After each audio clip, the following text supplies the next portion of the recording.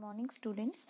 In continuation with the chapter collection of data, today in this session I am going to explain you the different methods of statistical inquiry. But before that, let me explain you what is statistical inquiry. Well children, statistical inquiry refers to search for the collection of facts of a given problem, which means that once a raw data of the problem is been collected and then it is been tackled by a relevant agency who come to a certain conclusion while studying that problem, which is known as a survey inquiry or a statistical inquiry. Now this statistical inquiry is been classified into census method and sample method. So to begin with the first one, that is census method. Children, census method is that method in which data are collected covering every item of the universe or population relating to the problem under investigation, which means it includes every element of the population, which is known as a complete enumeration. And for example, if certain agencies are interested in studying the total population in India, then they have to obtain complete information from all the households in rural as well as in urban area.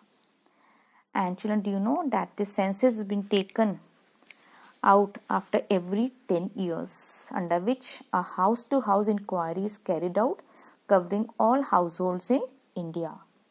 That means this census method is suitable particularly for such statistical investigation, let's say, which is small in size, that is small size of population, or where let's say a widely diverse items in the population, then the requirement of intensive examination of different items and a high degree of accuracy and reliability is required. Do you know that once the data has been collected, specifically the data of let's say literacy, employment, death rate, birth rate, once they have been collected, then they have been published by the Registrar General of India. The last census of India was held in 2011. The next is a sample method, and when we talk about a sample method is that method in which data is collected about the sample on a group of items taken from the population for examination, and conclusions are drawn on their basis. Now, children, this sample method is widely used by us in our day-to-day life. Like a very common example, which you all also know very well. For example, a lady in the kitchen, for example, tests only a grain or two of rice to know whether the rice is boiled or not. Similarly, by examining only a few drops of a blood, a doctor determines the blood group of a person. Now, this sample method is suitable when the size of population is very large, where a very high degree of accuracy is not needed. Then intensive examination of diverse item is not required, and when different units of universe are broadly similar to each other. Now this sample method could be classified into random sampling or let's say a non-random sampling. You can also call probability sampling and non-probability sampling. Now when we talk about the first one, that is the random sampling, children, random sampling is that method of sampling in which each and every item of the universe has equal chance of being selected in the sample. That means each and every item of the universe or population has an equal chance of being selecting. In other words, you can say there is an equal probability for every item of the universe or a population being selected in the sample.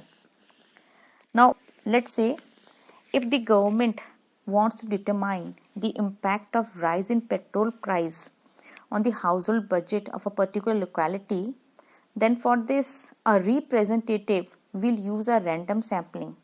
He will take the sample of 30 households, and to take that sample of 30 households, the names of around 300 households of that area are written on a paper and then mixed up. And randomly 30 names are to be interviewed and are selected one by one. Now in random sampling, every individual has an equal chance of being selected.